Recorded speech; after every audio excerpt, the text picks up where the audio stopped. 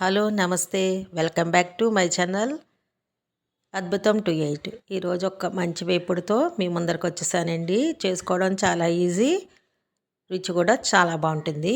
అదే cabbage fry అండి. క్యాబేజీని ఇలా సన్నగా తరుక్కుని పచ్చిమిరపకాయలు కూడా తరుకు పెట్టుకోవాలి. స్టవ్ వెలిగించుకుని మూకుడు పెట్టుకుని అందులోకి ఒక చెంచా జీలకర్ర వేసుకోవాలి. ఇక్కడ జీలకర్ర ఎక్కువే వేసుకోవాలండి.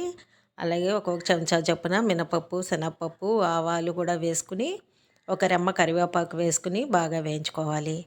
ఈ కూర చాలా బాగుంటుందండి. తర్వాత ఒక పెద్ద సైజు ఉల్లిపాయని ముక్కలుగా తరుక్కుని వేసుకుని వేయించుకోవాలి.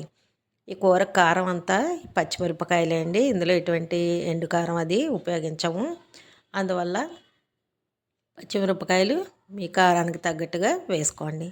ఇప్పుడు ఉల్లిపాయలు వేగిపోయాయి. ఇందులోకి ఇందాక మనం కట్ చేసి పెట్టుకున్న క్యాబేజీ, పచ్చిమిరపకాయలు వేసుకుని బాగా కలుపుకొని మూత పెట్టి మగ్గించుకోవాలి. మధ్య మధ్యలో జాగ్రత్తగా కలుపుతూ ఉండాలండి. క్యాబేజ్ కదా గమ్మున మాడిపోతుంటుంది. ఇందులోకి నేను బఠానీలు కూడా వేశాను. ఇవి ఫ్రోజన్ బఠానీలు, అందుకని ఇలాగా డైరెక్ట్గా వేసేసాను. అదే మీరు ఎండు బఠానీలు వాడితే నానబెట్టుకుని ఒకరోజు కుక్కర్లో పెట్టుకుని ఉడికించుకుని వేసుకోవాలి. ఒకసారి ఇలాగ మధ్య మధ్యలో కలుపుకుంటూ ఉండండి.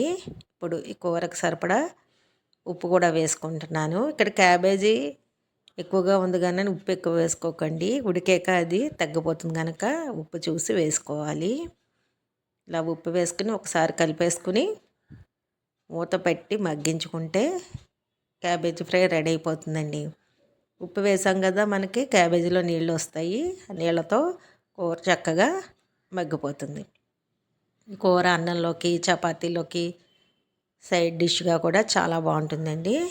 ఇది నేను రెగ్యులర్గా చేస్తాను. మా ఇంట్లో అందరికీ ఎంతో ఇష్టమైన క్యాబేజీ ఫ్రై అనమాట.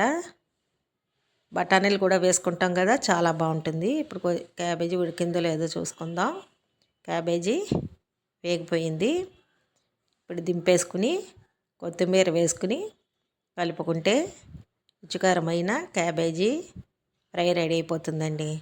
చక్కగా వేడి వేడి అన్నంలోకి లేకపోతే చపాతీలోకి, పుల్కాలోకి పెట్టుకుని తినేసామంటే చాలా సాటిస్ఫాక్షన్గా ఉంటుందండి. Please subscribe my channel.